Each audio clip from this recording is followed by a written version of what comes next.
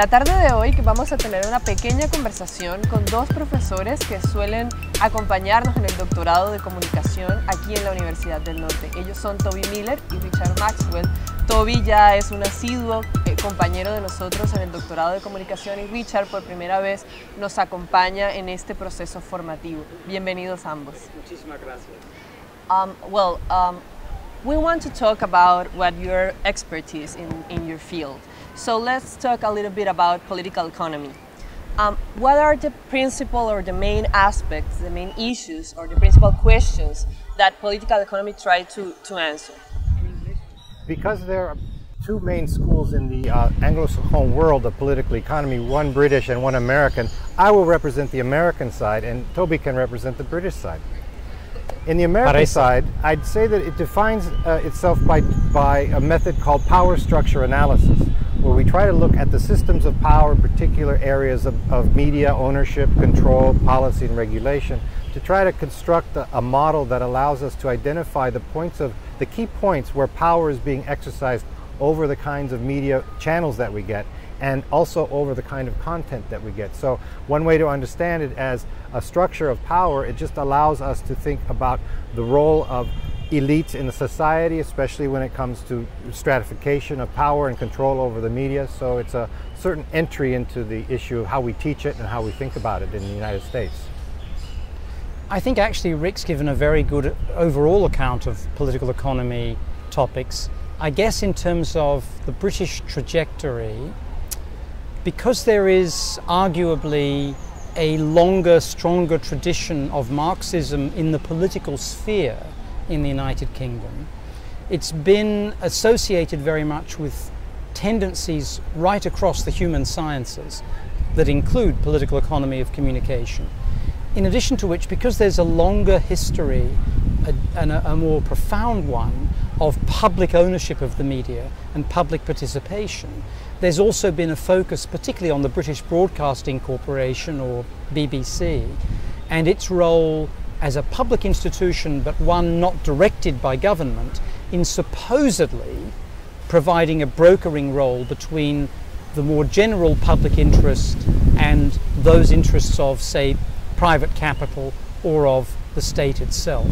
But I think the other difference is that perhaps in the latter days of the British model of political economy of media, there's been an increasing interest in the experience of labour within the media and other cultural industries, though I think that's also true more recently in the United States. So not just these questions that are very important of what are the laws and regulations governing the media, what are the principal patterns of oligarchic ownership and conduct, but also what's it like being a journalist, being a television editor, being a social media presence. Media have been changed a lot recently. Technology has been principal role in this changing, mostly because social media and all these new ways of communication. How does political economy look at technology and the way that probably controls it us in different ways in nowadays, in modern days? I would say one of the important areas is to look at market domination, and so particular forms of media production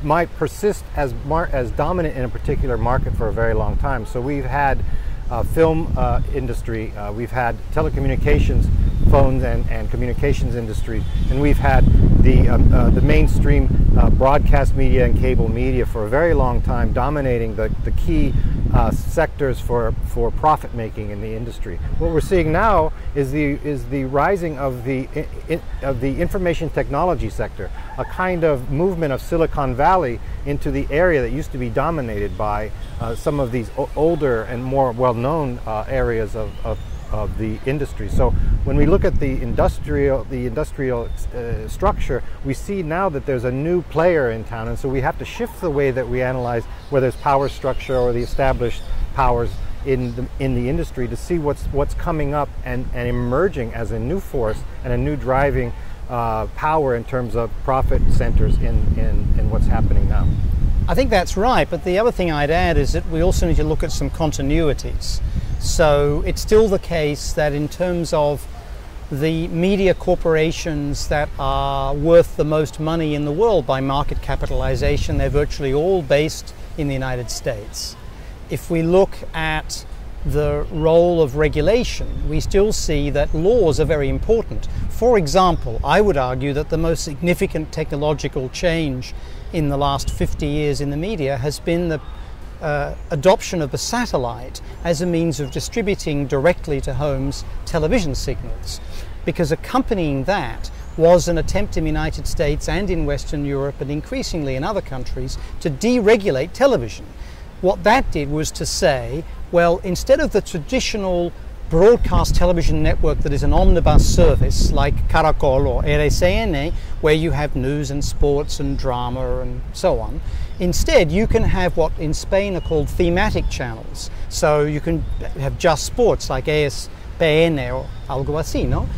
And you don't have to provide this omnibus service. That opened the way to a model for many of the other media services we've seen. Think of Netflix or Amazon, not to see themselves as providing public interest omnibus services, but instead being targeted in niche directions. But still what matters in the success of all of these systems is the power of distribution.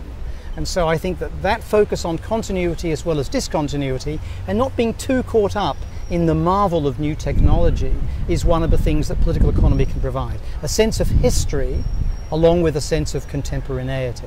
And I would add to that, just to extend that a little bit, Toby's also describing a deterritorialization of the media, which has changed the way that national governments regulate the media, because when you have this breaking down of the boundaries through satellite broadcasting and other things, and new services streaming over the internet, you have kind of an undefined area for the role of national regulators to deal with. And one of the things that the IT companies, the Silicon Valley people, have been able to get away with is pretending that they're not part of the old kind of media, then therefore not under the restrictions of national communications regulations. And so we're in this very strange transitional period, I think. Like a gray area. Yeah, gray area.